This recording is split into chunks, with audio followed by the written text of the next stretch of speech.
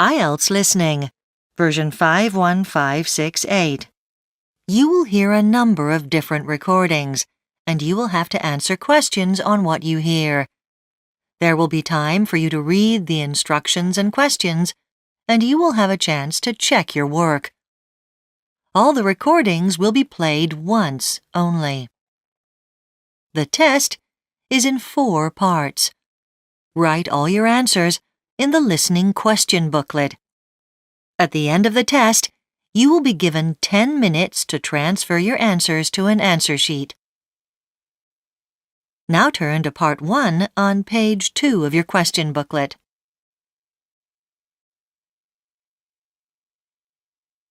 Part 1. You will hear a telephone conversation between a sales assistant in a camping equipment store and a customer who wants to order some items. First, you have some time to look at questions 1 to 5.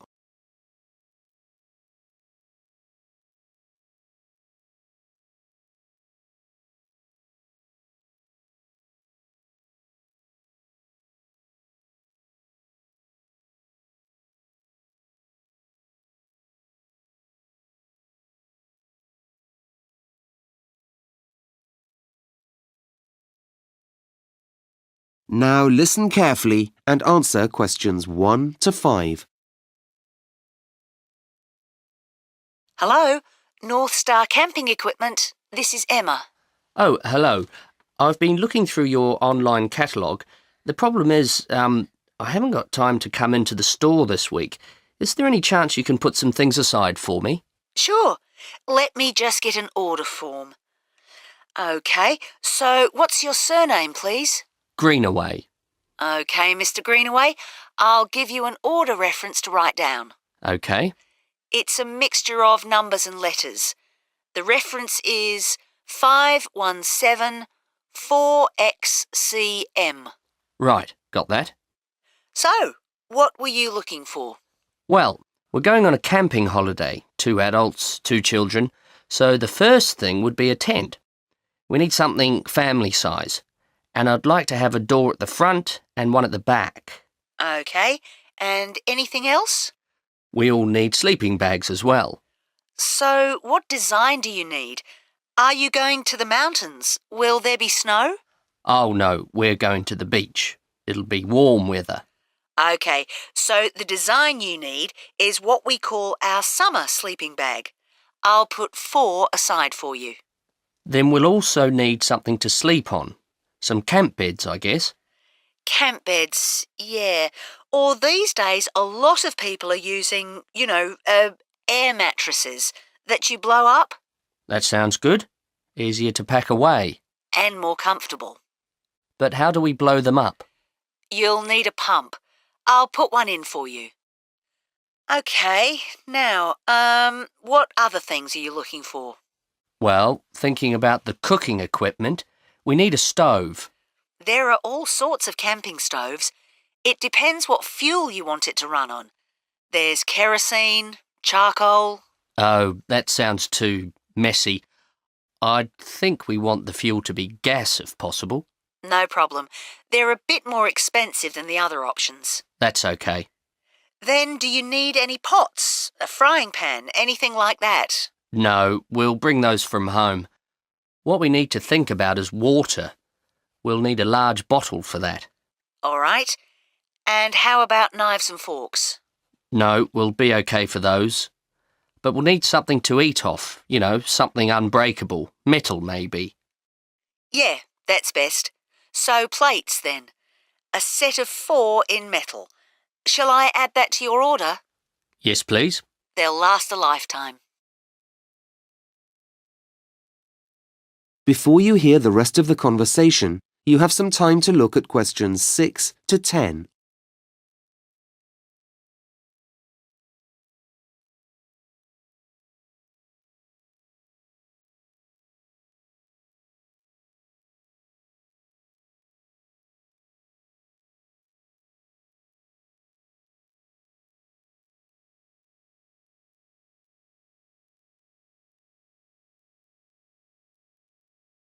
Now listen and answer questions 6 to 10.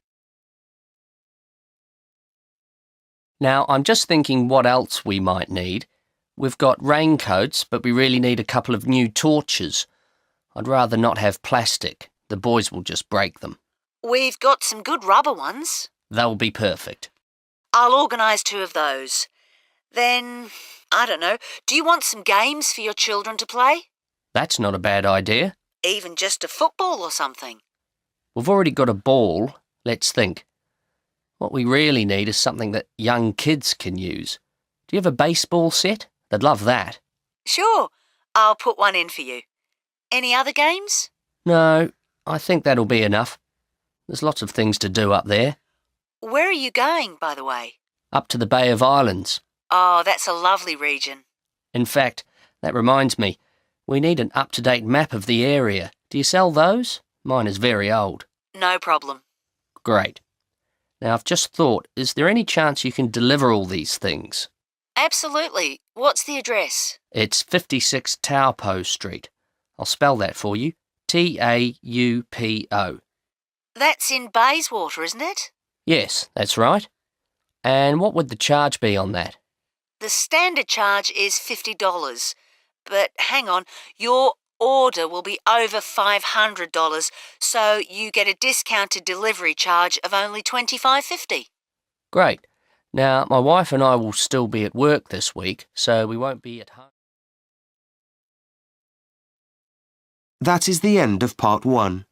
You now have 1 minute to check your answers to Part 1.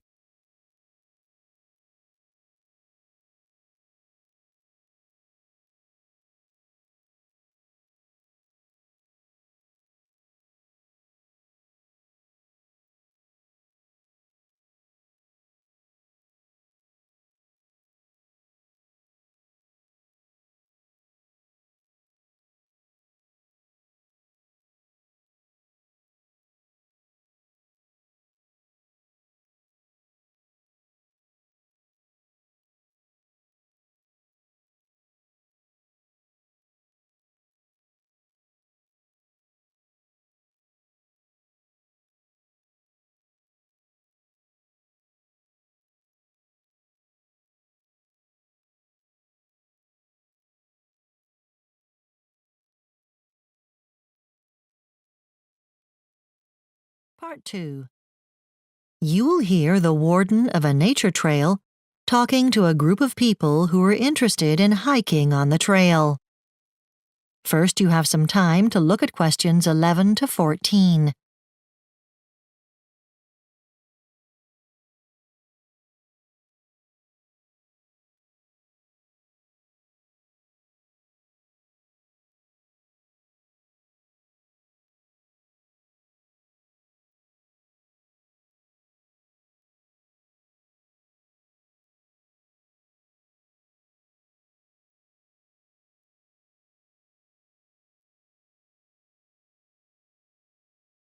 Now listen carefully and answer questions 11 to 14.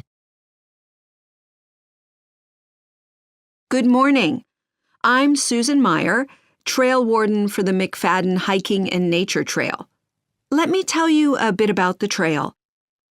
The trail is 25 miles long, running roughly east to west. To hike it, you may start at either end of the trail or in between. You can hike the whole length of the trail or just a couple of miles because there are 20 entry points along the trail, each connected to public roads by short paths. For hikers coming from Johnson City, there's a shuttle bus to each of the 2 endpoints every morning and evening. And 4 of the entry points have a free car park with television camera surveillance. At 1 mile intervals along the trail, there are rest stations providing picnic areas, water, toilets, and places where you can recharge your electronic devices. In response to a poll of walkers last year, we've recently installed kiosks at each rest station with clear, easy-to-follow maps and other trail information. There are several distinct sections of trail. The Red Rock Walk offers a superb opportunity to study a huge variety of vegetation along the way. There's lots to look at, though you can't see great distances. Birds are actually hard to spot. But with a pair of binoculars and at certain times of day, you may see some rare varieties. The Riverwalk comprises about 5 miles of trail winding along the bank of the Mulder River. Personally, I prefer this section of the trail in winter. The river does freeze over, and the snow can accumulate, but that doesn't always discourage visitors. Sometimes, though, if the weather conditions are really unsuitable, we might have to close this walk to the public. But often it can get crowded with hikers who've discovered the attraction of the area. Before you hear the rest of the talk, you have some time to look at questions 15 to 20.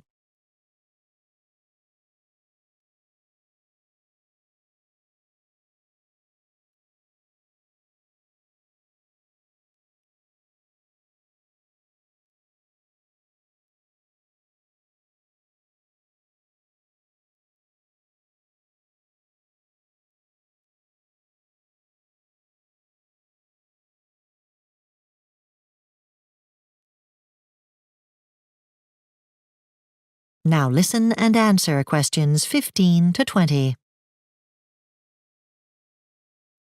Now let me tell you about the Halfway Hostel, located approximately midway along the trail.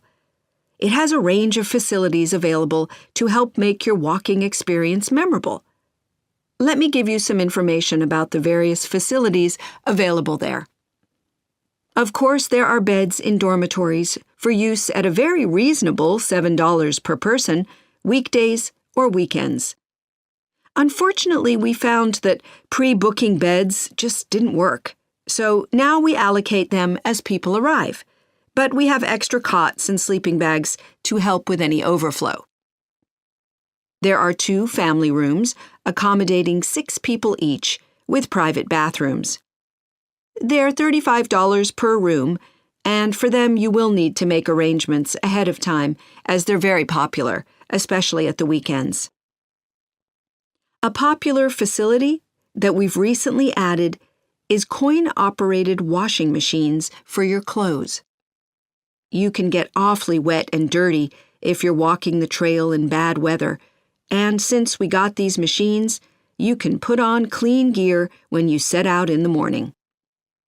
The hostel serves 2 meals a day, breakfast at $4 and dinner at $8. The same for adults and kids. There's always a vegetarian and a non-vegetarian option, depending on your preferences. We do ask you to give a hand with serving and cleaning up after meals. We have plenty of showers and unlimited hot water available, so you can have this luxury at no charge, and you can enjoy it as long as you like. Now, some people like to spend time on the trail on mountain bikes and maybe take a bit of a rest from all that walking, and that's permitted as long as you observe basic safety rules. The hostel's in the process of creating a bike rental scheme, which should be up and running next year. So, if you think that... That is the end of Part 2. You now have 30 seconds to check your answers to Part 2.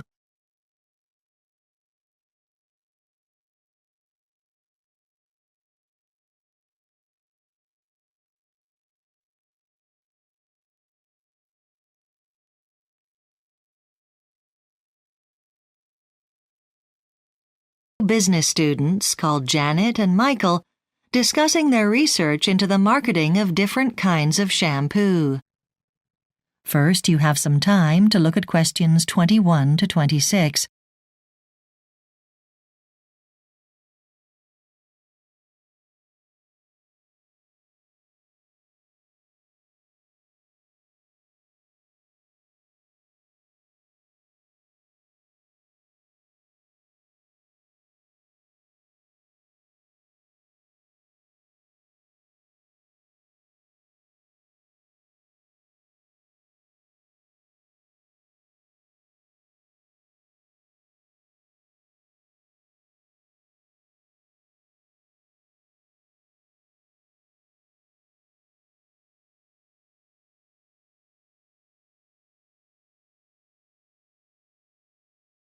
Now listen carefully and answer questions 21 to 26.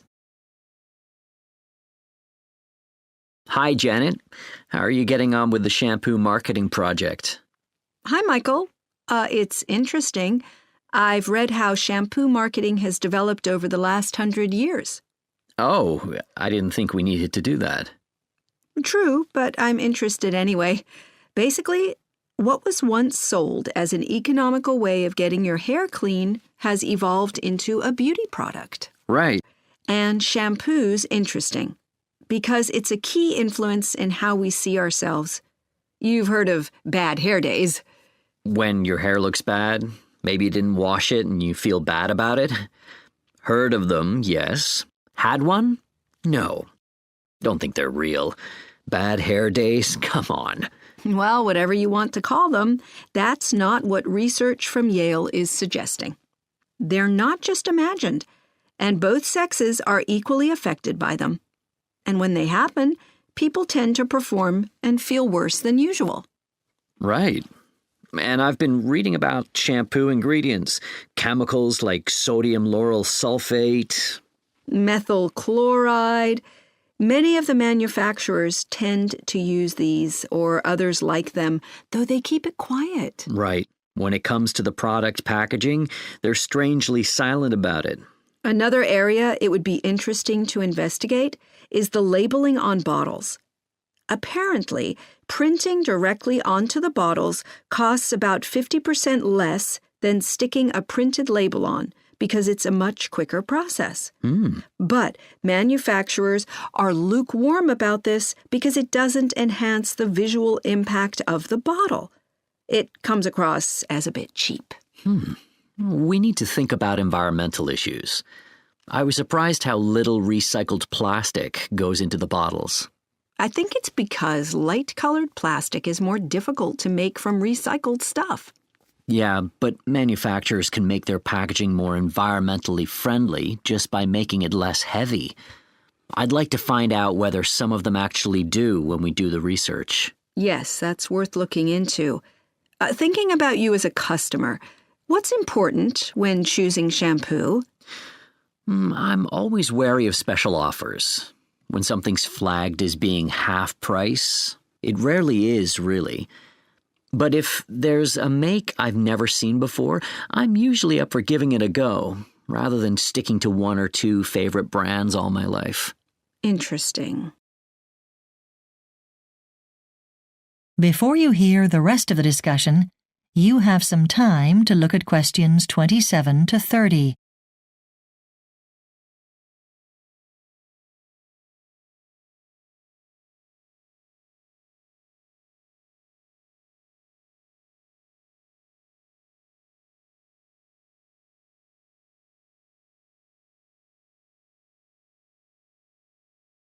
Now listen and answer questions 27 to 30. Shall we discuss some of these shampoo advertisements then? And try and identify what sort of psychological response each one is trying to get from the viewer? Okay. What about Zing? Well, it'd probably appeal equally to men and women. In the ad, we see this happy family, lovely home, healthy, good-looking children. With clean hair. Obviously, yes. And I think we're supposed to watch the ad and think, wow, if only my life was like that. Yeah, I know what you mean. I think the advertisers want the viewers to almost wish they were the people in the ad. Sure. I mean, that's very common in advertising. But not universal. You know that ad for Splash shampoo that lasts about 5 minutes and where there's a story? Oh, yes. The commercial about the couple? And all through the commercial, it's not clear if they're going to break up or stay together? Exactly. Well, I think the marketing's been done very cleverly there. I don't think we're supposed to want to be the characters in the commercial, but we're supposed to get to know them a bit. Yes, well, I thought the story was effective. You're glad to learn when it's over that they're obviously going to stay together. but I think the role of the shampoo in the story was a bit thin, to say the least. Maybe. I suppose some manufacturers don't want to bore people with all the science. Sure. And then there's the Just Go advertisement. Yes, that had lots of technical information about what the shampoo actually consists of. I suppose they want customers to feel confident that when they buy Just Go, they are at least making an informed decision. Yes, they're buying something that will do the job they want it to. That's it. I've read one of the most effective shampoo ads in recent times was the one for Brozine. Yes, but there's no commentary, just images of the shampoo and lots of clean hair. I suppose the effect, though, is very calming, with soft music and very peaceful imagery. Yes, but at the end of the ad, we've hardly learned anything about the product, have we? I suppose not. But isn't it interesting how much the ads for what are essentially very similar products vary so much? That is the end of Part 3. You now have 30 seconds to check your answers to Part 3.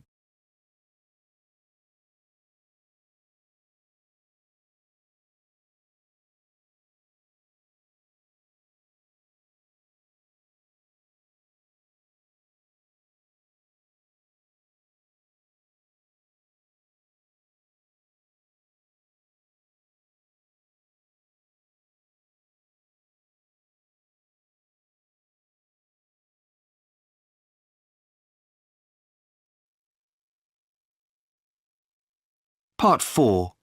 You will hear a lecturer giving a talk on how science may change in the future.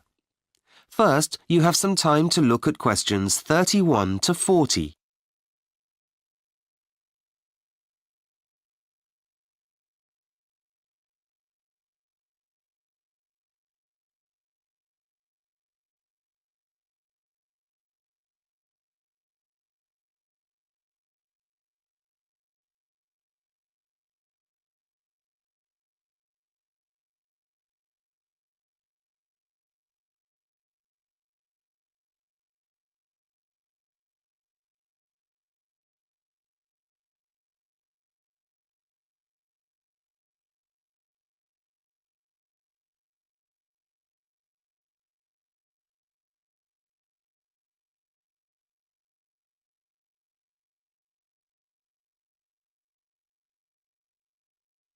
Now listen carefully and answer questions 31 to 40. In this final lecture of our course on the history of science, I would like to look to the future and tell you about some predictions that have been made about scientific developments. The content for my talk is based on some research in which 30 scientific leaders were invited to comment on the developments that they envisage as likely to come about in their own discipline within 50 years. After summarizing some of their most interesting contributions for you, I'll ask you to give me your opinions as to the likelihood of these changes occurring within this timescale. You may also like to suggest some other likely changes yourselves. So first, let's start with computer science, as this is clearly an area where there are bound to be dramatic developments, and, even more significantly perhaps, these developments are likely to impact on every other field of learning. The invention of computers represents an enormous leap forward in the field of human endeavor. It could indeed be considered as being as momentous a development as when our predecessors in caves first learnt to make fire and use it for all sorts of purposes. In the future, the computational revolution is certain to be generally recognized as a transformation as significant as, say, the Industrial Revolution. The computer scientists in the study I referred to felt that, in the coming decades, lives will be significantly enhanced by automated reasoning systems of different types. There was considerable agreement that people will increasingly perceive these computer systems as intelligent, Although many of these will be deployed behind the scenes, others will be in the foreground, serving in an elegant, often collaborative manner to help people do their jobs, to learn and teach, to reflect and remember, to plan and decide. Without going into further detail about this at this point, let's turn to what predictions psychologists had to make. Their key point was that psychological research would inevitably become increasingly varied. It would move into such areas as behavioral economics and social neuroscience. There is likely to be further expansion into domains with more practical relevance as increasing numbers of women become research scientists, so areas such as health, environment, family, and social identity will receive more attention. At the same time as they broaden their horizons, psychologists will also intensify their search to discover what exactly determines how we act. They will be assisted in this by imaging devices that will be inserted into the brain and provide a great deal of information about how it behaves. There should be some fascinating discoveries coming to light very soon.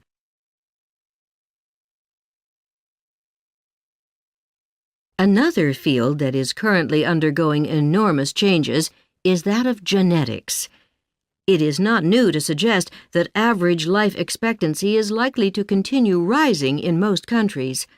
However, today geneticists emphasize that it is vital that the increasing number of the elderly in society must take quality of life into account. So, how will genetics help this to happen? To start with, they hope to develop technologies that can sequence each person's genome extremely cheaply. This information about our DNA enables healthcare providers to predict our likelihood of suffering from any particular disease. From there on, it is a matter of weighing up various factors with a view to determining what can be done to minimize each individual's level of risk. With such information in hand, new treatments will be developed, and the current one-size-fits-all approach to healthcare will give way to a more personal approach. The final subject area that I wish to bring to your attention is that of zoology. Once again, computers and technology have a key role to play here. Experts comment specifically on the importance of satellites for future developments in this field. These enable people to explore the world from their homes, offices, and schools. It is now possible, for instance, to go online and see for yourself the abundant wildlife in one part of East Africa, and in the surrounding region, the harm people have done by destroying the forests, all supposedly in the name of development. Zoologists believe the breakthrough that lies ahead is how people act on such information as this. They hope that we will learn to connect our minds to our hearts and apply this knowledge to help protect our planet. They express a clear hope that a greater understanding of the consequences of human short-sightedness will make people anxious to rectify what we can before it is too late. That is the end of Part 4. You now have 1 minute to check your answers to Part 4.